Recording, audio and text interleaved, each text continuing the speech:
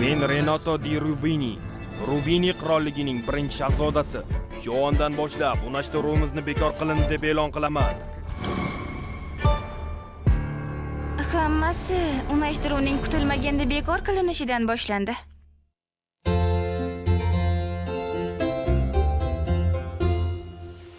Rubini qirolligi, poytaxt.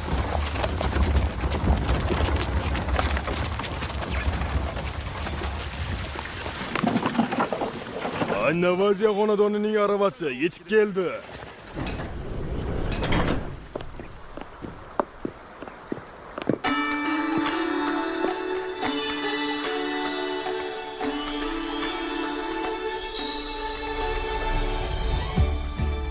Mimi, Ayda.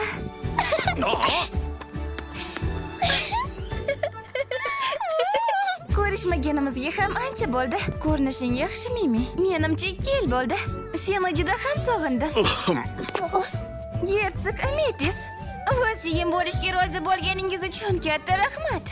Otam sizga salom yo'lladilar. Lady Maria, qarorgohga xush kelibsiz. Aha, Xonim, iltimos, odobli bo'ling. afsusdaman. Meni ma'zur tuting, Yersik Ametis. Maria xonim, buni ko'ngilga olmang. Sizni ochiq ko'ngilligingiz o'tmishda Aida ko'p yordam bergan. Ha, shundaymi? Umid qilamanki, yana hamkorlik qilamiz. Shunday bo'lsa-da, endi shunchaki oddiy gersogning qizi emas. Shuning uchun shu jihatni ham inobatga olsangiz degandim. Ilgari bo'lganidek, Aidani endi to'satdan uzoqqa olib ketib bo'lmaydi. Ota, biz hozir Rubini qirolligidamiz. Bu Mimining Muro qirolligidan farq qiladi. Bu yerda bunday qila olmaymiz. Shunchaki men sen uchun xavotirdaman, Aida. Axir sen yaqinda qirollik oilasi a'zosi bo'lasan. Yo'q, xudo, ota. Menga ishonavering, Gersog Ametis. Aidani himoya qilish uchun qo'limdan kelganini qilaman. Endi shoh hazratlari qabuliga borish vaqti bo'ldi. Lady Maria, bemalol bu yerni ham o'z uyingizdek ko'ring. Aida, qolganini senga topshiraman. Vazifamni bajara oldim.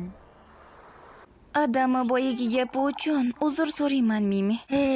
Hech qisi yo'q. Eng muhimi, sen Rubini shahzodasiga turmushga chiqyapsan, to'g'rimi? U qanday yigit ekan? Va qanday topishgansizlar? Ametis va Annovasi xonadonlari shunchaki uzoq qarindosh bo'lsa-da, lekin sendan faxrlanaman. Rostdan ham juda ajoyibsan. Bu shunchaki adami qarori edi, xolos. Nima? Seni his-tuyg'ularing-chi? Albatta, bundan juda mamnunman va uni rad etishga ham haqqim yo'q.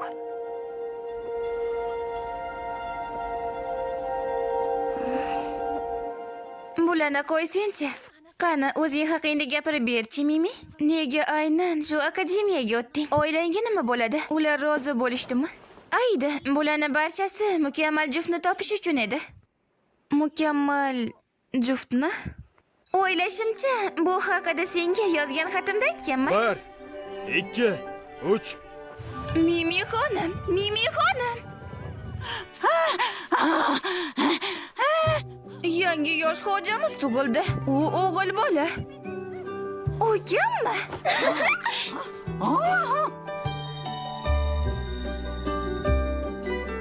Bu Sanukin, Mimi. O shunchalar yumshoq va issiqqina. Nihoyat farzandlik bo'ldim. Endi mening ham vorisim bor, nihoyat. Mimi, borib o'zingga er top. Faqat ehtiyot bo'l. Iloji boricha mukammal qilib tanla. Yo, tavba. Hech bilmagan ekanman. Buni eshitib xafa bo'ldim. Xafasan? Nega? Annovazi xonadoni vorisi bo'lish uchun qattiq tayyorgarlik ko'rganding. Shundaymi? Shuncha o'qish, mashqlar va og'ir mashg'ulotlarni oddiy aslzoda xonimlar hech qachon qilmaydi. Hoy, qo'ysang-chi. Ayda, men ularni befoyda deb aytmagan bo'lardim. Voris bo'lmasam ham ular baribir hayotimda asqotadi. Odatda oila vorisligiga doim erkak kishini tanlashardi. Lekin o'sha vaqtgacha hamma jigarim qiz bola edi. Shu bois tanlov menga tushib qolgan. Sen shunday deysan-u, lekin Anovazi xonadoni rahbari bo'lish hech qachon orzuyim bo'lmagan. Agar Teo munosib voris bo'lsa, bundan juda ham baxtiyor bo'lardim. Hamma xursand, demak hammasi yaxshi. Buni faqat sen qila olasan, Mimi. Merosxo'rni shunchaki tekinxo'r singlisi bo'lib o'tira olmayman. Shuning uchun ham o'zimga munosib umr yo'ldosh topishim kerak. Lekin nega uni o'z qirolligidan qidirmaysan? Shuni ver harakat qildim. Lekin barcha munosiblari allaqachon band ekan. Ehtimol men unchalik ham mashhur bo'lmaganim uchundir. Qo'ysenchi, unda emas. Yana ovoz chiqarib gapirib yubordimmi? Eski odating hali ham yo'qolmabdi. Xullas, munosib er topish maqsadida o'qishimni shu yerga ko'chirdim. Yaxshi inson topishingga umid qilaman. Xo'sh, endi esa kel senga Qirollik akademiyasini tanishtirib chiqaman. Aha, juda ham mamnun bo'lardim. Bu ilgari qirol farzandlari uchun ta'lim muassasasi bo'lgan. Ammo oxirgisidan oldingi qirol shunday qaror qilgan. Aslzodalar ham bu yerda tahsil olishsa yaxshi bo'lardi deb. Aslzodalar yoshligidanoq bir-birlari bilan tanishib olgani yaxshi. Tushunarli. Hamma senga yaxshi muomala qilayotgani shahzodaga unashtirilganing tufaylimi? Balki hammasi ham emasdir.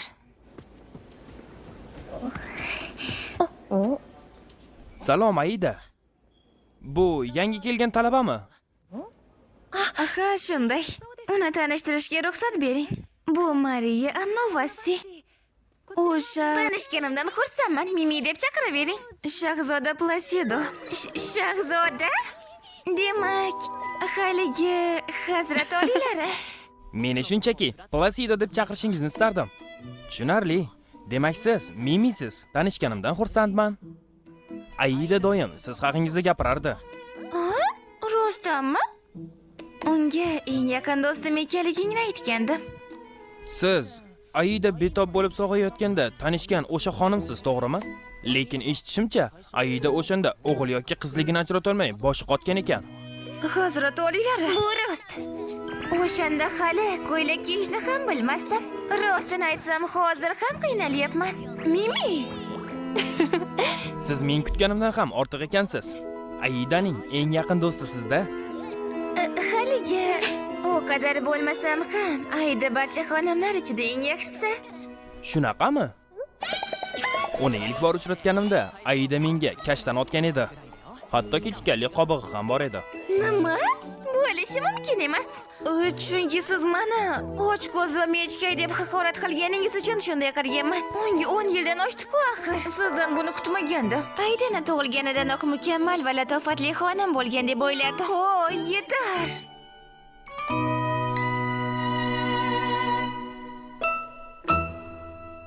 Demak, shunaqa degan. Nima maqsadda kelganingni tushundim, Mimi. Munosib zodagonlarni izlashda yordam beraman. Rostdanmi? Katta rahmat. O, aka.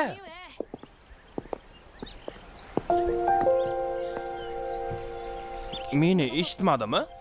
Shu yerda tur, hozir kelaman. Shahzoda Renato keladi deb o'ylamayman.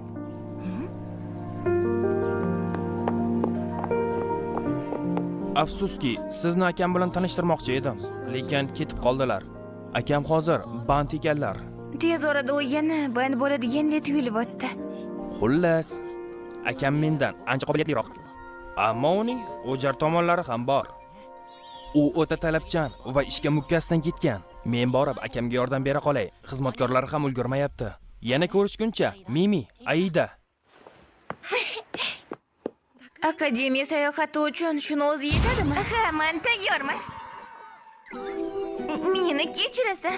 Nega bu yerda bunday shovqin-suron qilyapsizlar? Iltimos, uni kechiring, Eleonora xonim. Uni o'rniga men uzr so'rayman. Shahzodani qaylig'i kechirim so'rayotgan bo'lsa, menda boshqa iloji yo'q. Agar seni kechirmasam, hamma meni yovuz qilib ko'rsatadi. Bundan buyon ehtiyot bo'lganing ma'qul. O qanday qilib bunchalar kuchli? E'tibor berma. Eleonor xonim ba'zan shunday gapirib turadi. Tushunarli. Xohlamayotgandek ko'rinayotgan bo'lsa-ham meni kechirdi.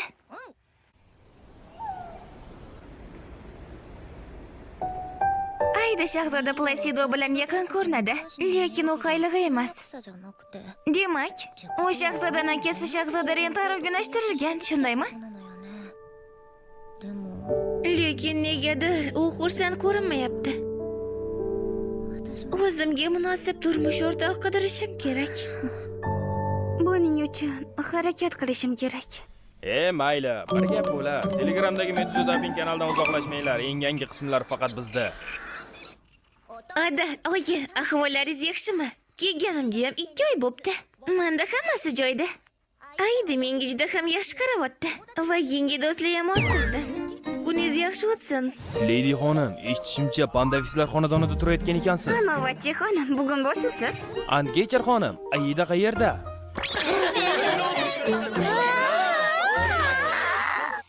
Menimcha ular yaxshi niyatda aytishgan. Yigit topishga kelsa, hali biroz vaqt oladi deb o'ylayman.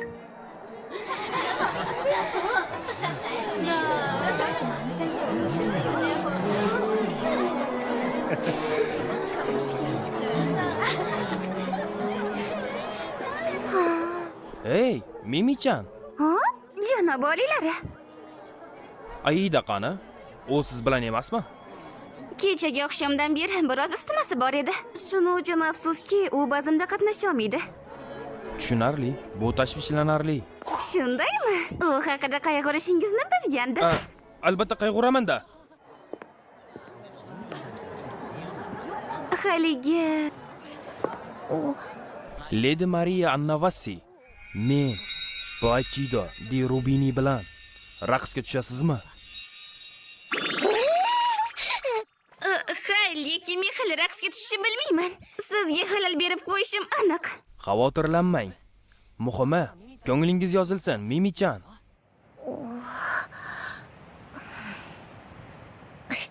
Xo'p bo'ladi, hazrat oliylari.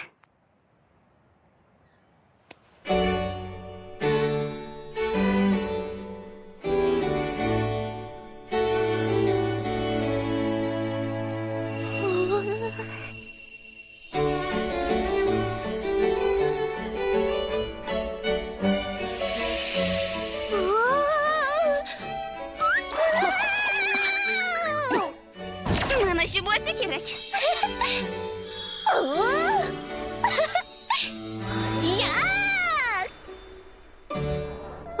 Mashg'ulotlardan keyin qornim rosa ochdi. Sendek do'sti borligi uchun Aida juda omadli. Aslini olganda Aida sizlarnikiga borishiga sabab asrzodalarcha ta'limdan charchab, siqilib qolgan edi. Menimcha, bu safar ham xuddi shunday bo'lmoqda. Buni bilmasdim. Men Aidani doim faqat og'ir bosti qiz deb o'ylardim. Faqat uning yonida bo'lishingiz ham unga katta yordam beryapti.